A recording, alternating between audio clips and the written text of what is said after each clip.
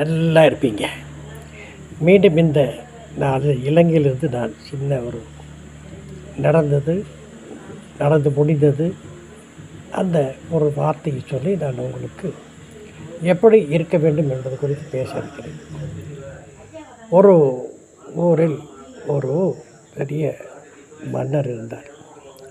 மன்னர் இருக்கும்போது அவருக்கு ஒரு கனவு வந்தது. கனவு வந்தபோது அவருக்கு என்ன கனவு வந்தது?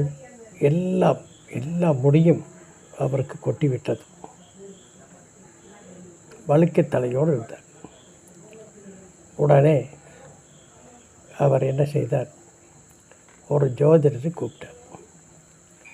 ஜோதிடரை கூப்பிடும்போது அவர் எல்லாத்தையும் பார்த்துட்டு அவர் சொன்னார், உங்களுக்கு முடி உதிர்வது என்பது உங்கள் சொந்தங்கள் எல்லாம் இறந்து விடுவார்கள், சுற்றி இருப்பவரெல்லாம் உங்களை விட்டு போய்விடுவார்கள் என்று சொன்னார். ஆனால் உடனே அவருக்கு கோபம் வந்து விட்டது. என்ன ஜோதிடர் இப்படி சொல்கிறார், தூக்கி போடுங்க சரியில்லை என்று சொன்னார். மறுபடியும் அவருக்கு மனக்கலக்கம். இன்னொரு ஜோதிடரை கூப்பிட்டார். அவர் அதே போல்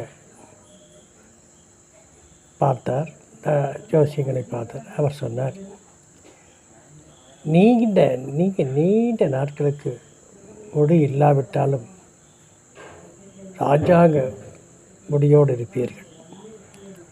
ஆனால் உங்களை சுற்றி இருப்பவர்கள் விட நீங்கள் ஜாஸ்தி நாட்கள் இருப்பீர்கள் என்று அவர் சொன்னார். அந்த வார்த்தை அவருக்கு நல்லதாக தோன்றியது.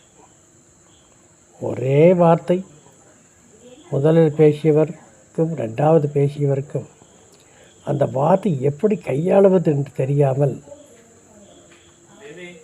என்று சொன்ன காரணத்தினால் அது பக்குவமாக சொல்ல வேண்டியது சொல்ல நேரத்தில் பக்குவமாக அவளுக்கு புரியும்படியாக அல்ல, நல்ல விதமாக சொல்ல வேண்டும். ஒரே வார்த்தையில் இருக்கிற கருத்தை கரெக்டாக சொல்ல வேண்டும். ஆனால் கருத்து மாறுபட்டு சொன்னால் புரியவர்களுக்கு புரிய சொல்ல வேண்டும். புரியாத காரணத்தினால் அவருக்கு தண்டனை கிடைத்தது, இவருக்கோ செல்வம் கிடைத்தது.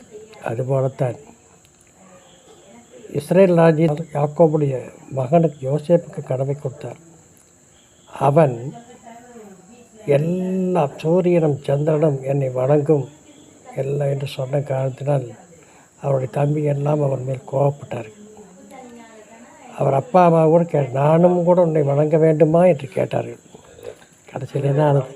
அவர் மேல் பொறாமை கொண்ட அவருடைய தம்பி அண்ணன் அவனை தூக்கி கிணற்றில் போட்டு விட்டார்கள்.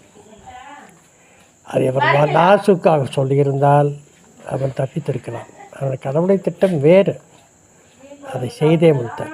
நாமளும் பேசும்போது கரெக்டாக என்ன பேச வேண்டும், எப்படி பேச வேண்டும் என்பது நன்றாக பேச வேண்டும் என்று முடிக்கிறேன். ஒரே வார்த்தையை கரெக்டாக பேச வேண்டும் என்று முடிக்கிறோம். நாளை சந்திப்போமா?